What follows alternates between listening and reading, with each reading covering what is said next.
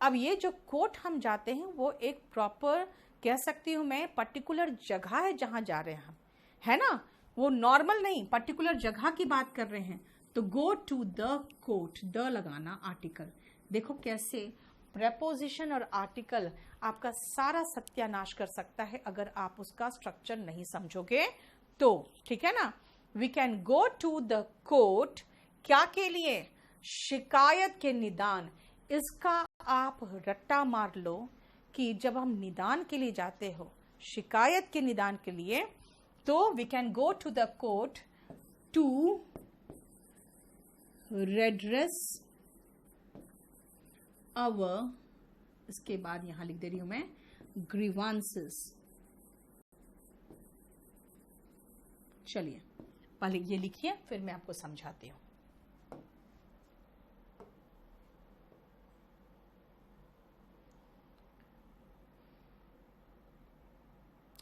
Sorry,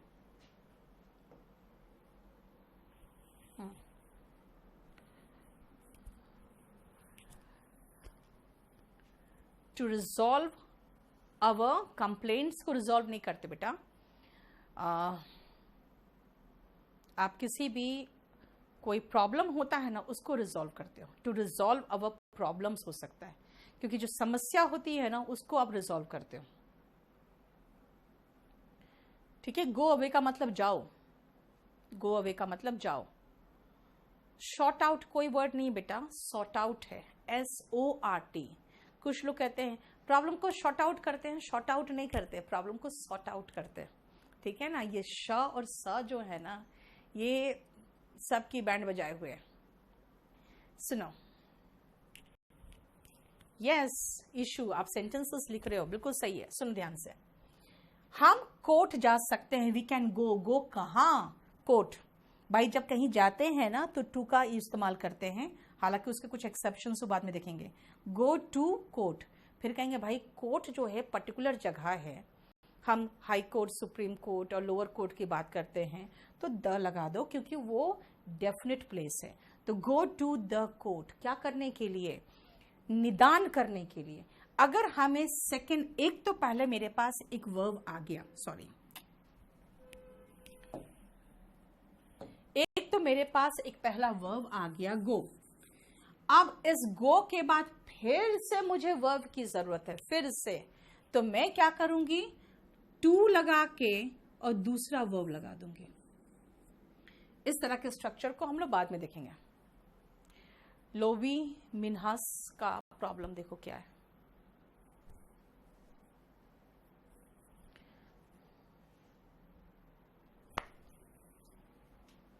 We can go to the court to redress. redress का मतलब होता है निदान करना। निदान किस चीज का? हमारे शिकायतों का, यानी जो शिकायत होता है वो ग्रीवांसेस होता है। इसीलिए कई बार लिखते हैं कि SSC must have a cell to redress our grievances, है ना।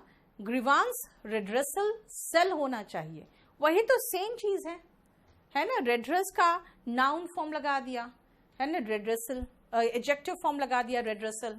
तो इसका मतलब क्या है कि रेड्रेस का मतलब निदान और ग्रीवांस का मतलब शिकायत। ये सब वर्ड याद रखना, ठीक है। जैसे आपके कई जगह पे आपके अलग से विंडो होता है, अलग से एक कंप्लेंट सेल होता है टू रेड्रेस योर ग्रीवांसेस, आपकी जो शिकायतें होती है उनको दूर करने के लिए। अब हम धर्म और जाति के आधार पर भेदभाव नहीं कर सकते हैं। अब का इंग्लिश लिख दो नाउ, कॉमा लगा दो, क्योंकि हमसे तो ये अलग ही है, हम, वी। अब फिर ये धर्म पे मत उतर जाना, पहले देखो सकते हैं यानी कि एबिलिटी बता रहा है, वी कैन। नहीं की बात बता रहा है भाई, वी कैन नॉट। क्या कर सकते हैं? भेदभाव। तो भेदभाव करना, भेदभाव करना का इंग्लिश क्या होता है? होता है वी कैन नॉट डिस्क्रिमिनेट। भेदभाव करने का इंग्लिश लिखो प्रॉपर। मैं आपको वो वर्ड्स दे रही हूं जो वर्ड आपके संविधान में है, ठीक है। We can not discriminate discriminate क्या?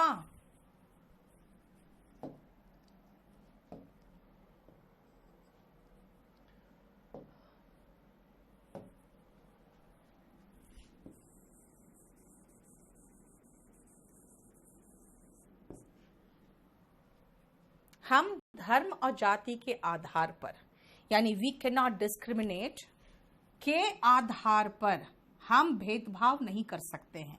वी कैन नॉट डिस्क्रिमिनेट, हमारे पास यहाँ कोई ऑब्जेक्ट नहीं था कि डिस्क्रिमिनेट किसके खिलाफ या क्या चीज को, वो सब नहीं था। अब सीधा है धर्म और जाति के आधार पर। के आधार पर का इंग्लिश क्या है? On the basis of, on the ground of, है ना, ऑन द ग्राउंड्स ऑफ या ऑन द बेसिस ऑफ। जाति और धर्म on the basis of caste and religion.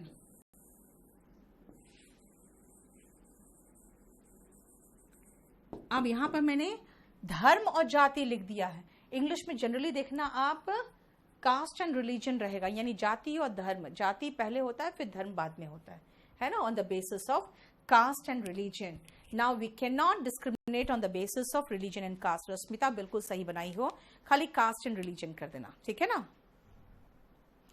Yes, क्या ये कहना सही होगा कि अगर दो सेंटेंस में दो वर्ब हो तो टू दूसरा वर्ब नहीं, एक सेंटेंस के बाद अगर हम दूसरे वर्ब से कनेक्ट करना और आगे जा रहे हैं तो टू के साथ फिर वर्ब का बेस फॉर्म होगा, ठीक है ना? रिलीजन का स्पेलिंग सही करो प्रिय रंजन, आपका स्पेलिंग गलत है, ठीक है? Now we can not discriminate on the basis of caste and religion. Ravikant का प्रॉब्लम देखो, बोलो कोई प्रॉब्लम यहां तक हो गया? नेक्स्ट आओ, बोलो समझ में आ रहा है अच्छे से?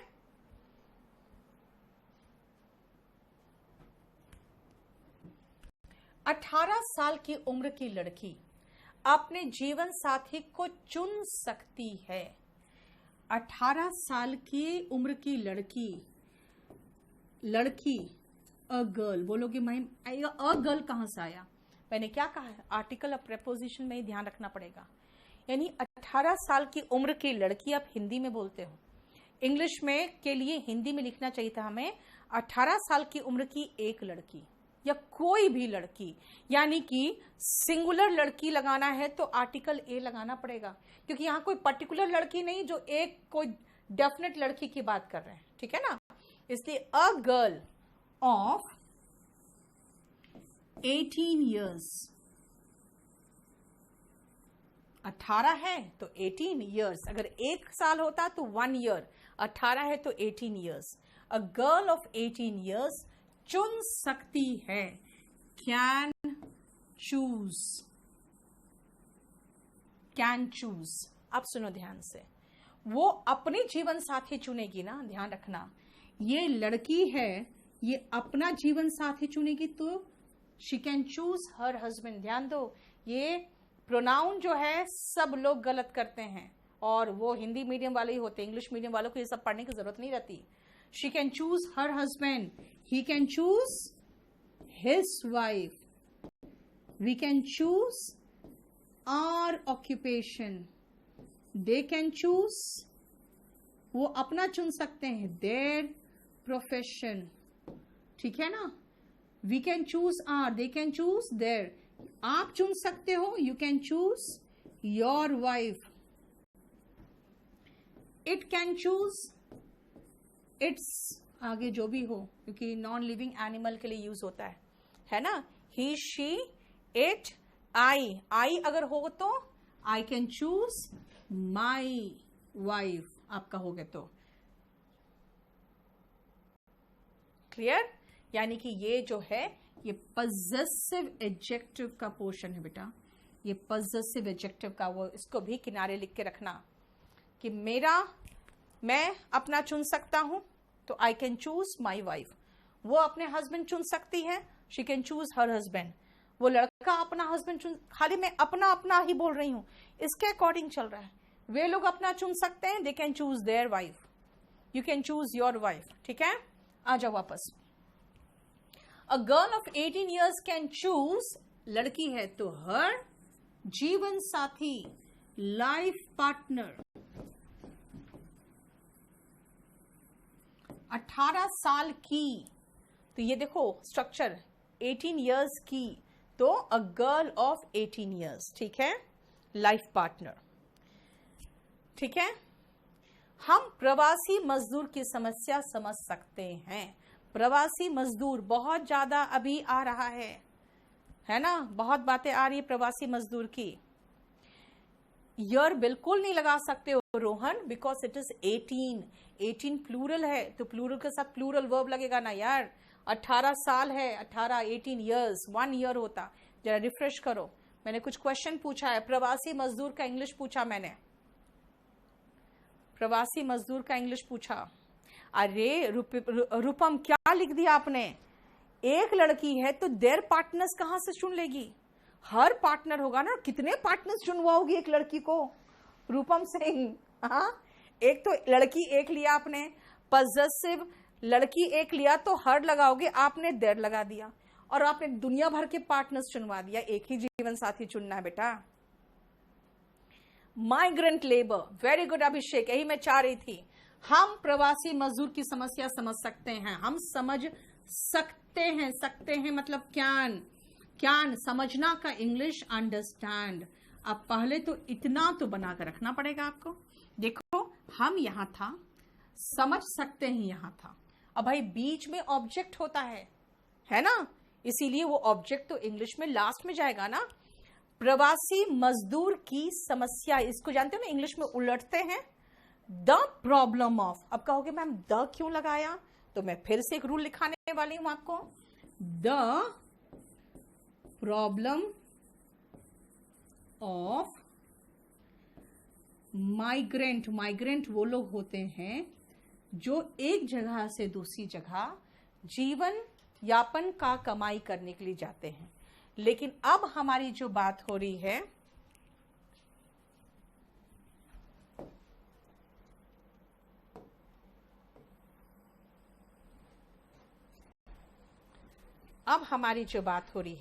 वो माइग्रेंट्स की खाली नहीं हो रही है, माइग्रेंट जो मजदूर है उनकी बात हो रही है, ठीक है ना।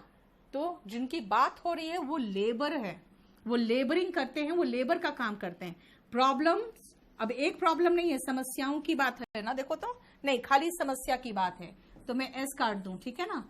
The problem of migrant labourers, ये क्या हुआ, ठीक है, क्या करूं,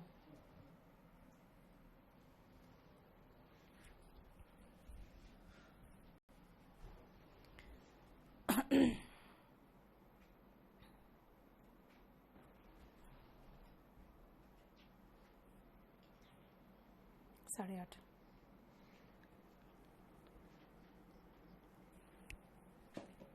सब रिकॉर्ड हो रहा है।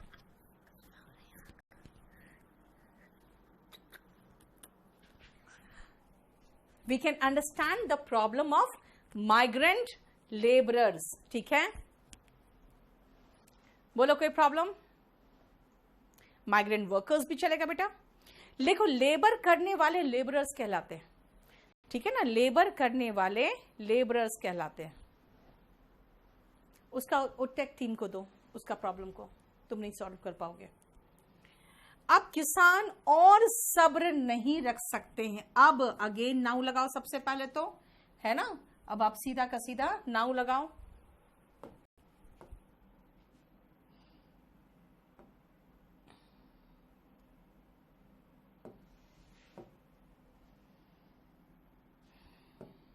अब नाउ किसान का मतलब हो गया क्या, फार्मर्स। कैन नॉट, अब बताओ, और सब्र, और मतलब अभी तक तो सब्र था, सब्र रखना का इंग्लिश होता है कीप पेशेंस या हैव पेशेंस, और सब्र मोर पेशेंस, यानी कि अब जितना हो गया उसके आगे सब्र, तो any more patience. Now farmers cannot keep any more patience. अब आगे और सब्र नहीं रख सकता. बताइए आप लोगों ने क्या लिखा है, चैट बताइए, चैट में बताओ मुझे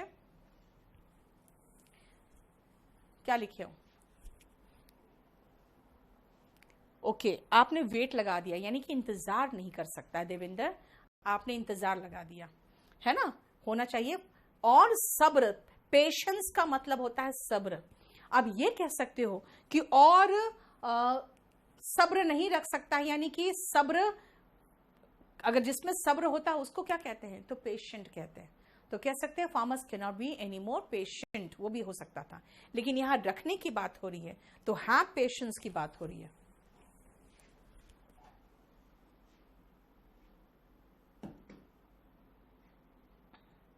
रविकांत को का बिल्कुल बोलो, उसको फोन करके एक बार चेक करेगा क्या हुआ है. लोग सिर्फ सरकार पर निर्भर नहीं रह सकते हैं. अब हम बात कर रहे हैं लोग की, तो हम 12 का ऊपर लिख दें पीपल. पीपल हो गया. अब रह सकते हैं, नहीं रह सकते, नहीं, कैन नॉट.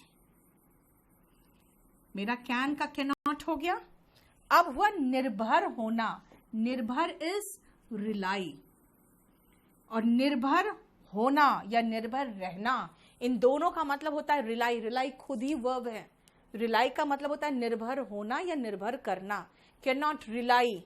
रिलाई किस पर, सरकार पर. यहां पे रिलाई के साथ प्रेपोजिशन ऑन आता है, ठीक है, याद रखना. प्रेपोजिशन रिलाई के साथ फिक्स्ड है on. People can not rely on, किस पर, सिर्फ सरकार पर. On the government only. Only मतलब सिर्फ. अब अगर अब तो नहीं है इसमें, लोग, लोग मतलब पीपल. जैसे पीपल आया उसके बाद हम कैन नॉट लगाएंगे, क्योंकि हमें नहीं कर सकते हैं.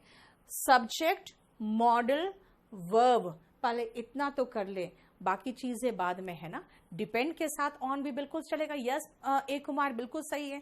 Can't rely on the government only, Rashmita बिल्कुल सही है, ठीक है, बिल्कुल सही है. मैंने 12 तक करा दिया. अब इसके आगे का मैं चाहती हूं आपको होमवर्क देना, लेकिन मैं वोकैबुलरी के साथ देना चाहती हूँ. और आपका स्पोकन का भी मटेरियल मुझे लगता है आज रात तक पहुंच जाएगा आपके पास. ऐसे कल संडे है तो कोई इश्यू नहीं होना चाहिए आपको. तो मंडे आप लोग थोड़ा उसको रीड करके आओगे, ठीक है. अब आओ, मैं आपको सेंटेंसेस दे दूं और होमवर्क दे रही हूं, इसलिए ध्यान रखना जो दे रही हूं, छुपाना इस होता है हाइड, ठीक है. खाते का मतलब तो समझते हो, अकाउंट का है, अकाउंट हो गया. मिलना इज गेट.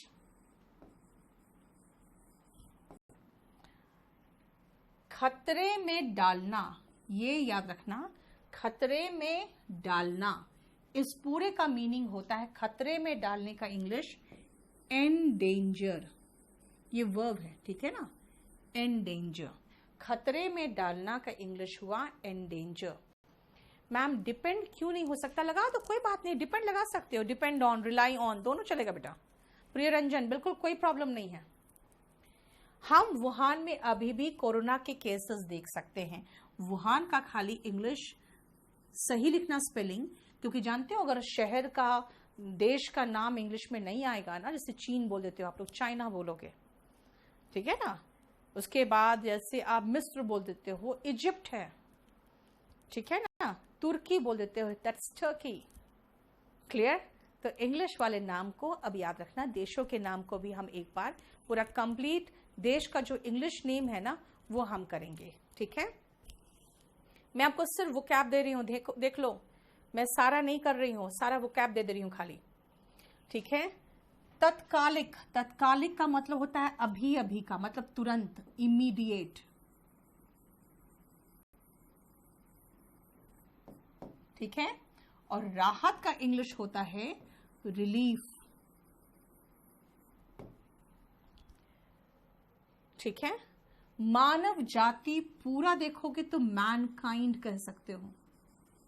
मैनकाइंड मतलब पूरा इंसान की प्रजाति।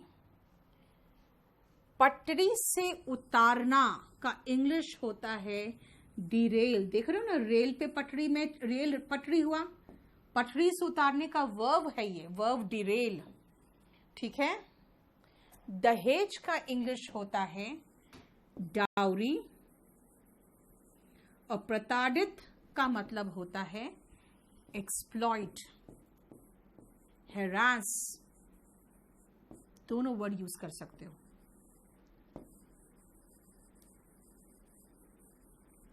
ठीक है, समझ में आया? चलिए, मैं आपको सिर्फ वर्ड दे रही हूं। वायरस का इंग्लिश तो आपको पता ही है, वही सेम चीज, लेकिन थोड़ा सा स्पेलिंग का ध्यान रखना। नेक्स्ट आओ पैराग्राफ में, लड़ सकते हैं, लड़ना तो फाइट होता है। अधिकार का मतलब होता है आपका राइट्स, अपने राइट के लिए, राइट हो या राइट्स हो, देख लेना क्या बोलना चाह रहा है। वंचित नहीं कर सकता है, वंचित करना इज डिनाई। वंचित करना, खाली मैं वंचित करने की बात करूंगी, ठीक है ना।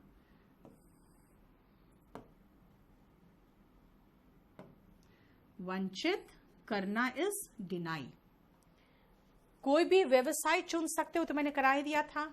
हमारा शोषण, शोषण करना, शोषण करना का वर्ब जो है वो है एक्सप्लॉइट।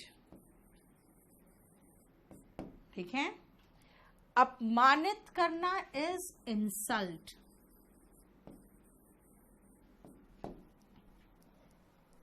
हमारी जाति निर्धारित करना, निर्धारित करना, निर्धारित करने का इंग्लिश होता है डिटरमिन। मैं आपको सिर्फ वर्ब दे रही हूं क्योंकि मुझे उम्मीद है आपको स्ट्रक्चर समझ में आ गया होगा। ठीक है। नेक्स्ट, बनना तो बिकम होता है। जाति सूचक या नस्ल सूचक शब्द, ठीक है ना।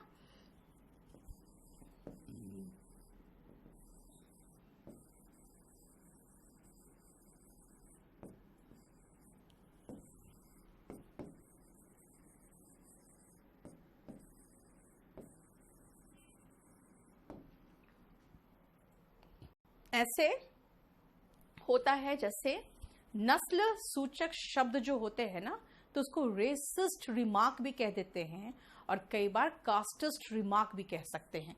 इसलिए ध्यान रखना, ऐसा कोई टिप्पणी जो नस्ल से रिलेटेड हो उसको रेसिस्ट रिमार्क भी कह सकते हैं, और कास्ट से रिलेटेड हो तो कास्टिस्ट रिमार्क भी, रिमार्क है बेटा।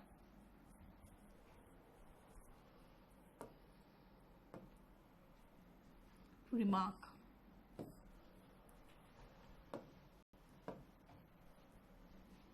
रेसिस्ट रिमार्क और कास्टिस्ट रिमार्क, ठीक है ना। और ये करना तो मेक हो जाएगा, वर्ब के रूप में मेक लगा दोगे, नहीं तो शब्द के लिए तो पूरा ऐसे लिखना पड़ेगा, वर्ड्स रिलेटेड टू कास्ट और रेस। प्रयोग करना हो जाएगा तो यूज करना हो जाएगा। यहां पे यूज कर रहे हैं अगर इस स्ट्रक्चर में तो मेक लगा सकते हो। सजा मिल सकती है, कैन गेट पनिशमेंट।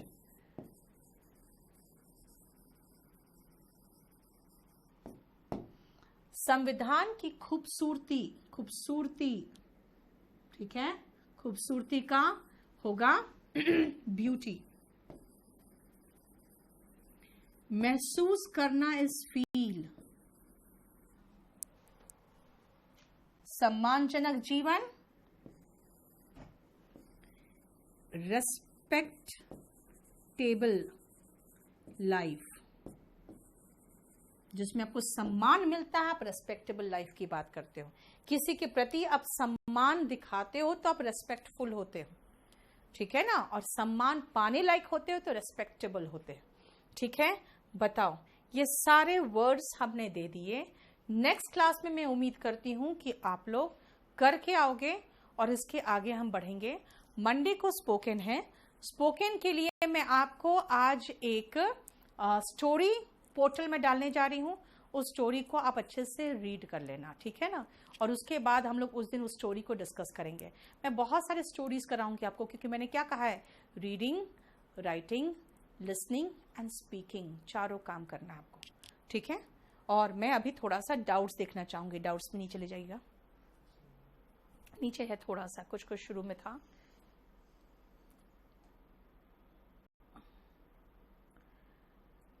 हाँ, सक्षम वो थोड़ा सा वो जानते हो, थोड़ा प्रोटेक्शन के कारण वो सब है। आपको, मुझे तो गुड मॉर्निंग नहीं बेटा, मैं शाम को मिलती हूँ आपसे, तो आप गुड इवनिंग ही बोलोगे, ठीक है। बस मुझे लग रहा है आप लोग का तो कोई डाउट्स नहीं था। और जिसको भी कोई पीओ बैच के लिए, देखो बेटा, एसबीआई पीओ का जो है ना, यानी पीओ का बैच तो ऑब्जेक्टिव बैच अलग चल रहा है। अगर आप हिंदी मीडियम के हो और अगर पीओ में आपको डिस्क्रिप्टिव पेपर के कारण दिक्कत हो रहा है ना, तब ये बैच आपके लिए है। खासकर अगर आप हिंदी मीडियम के हो तो। आगे ऊपर,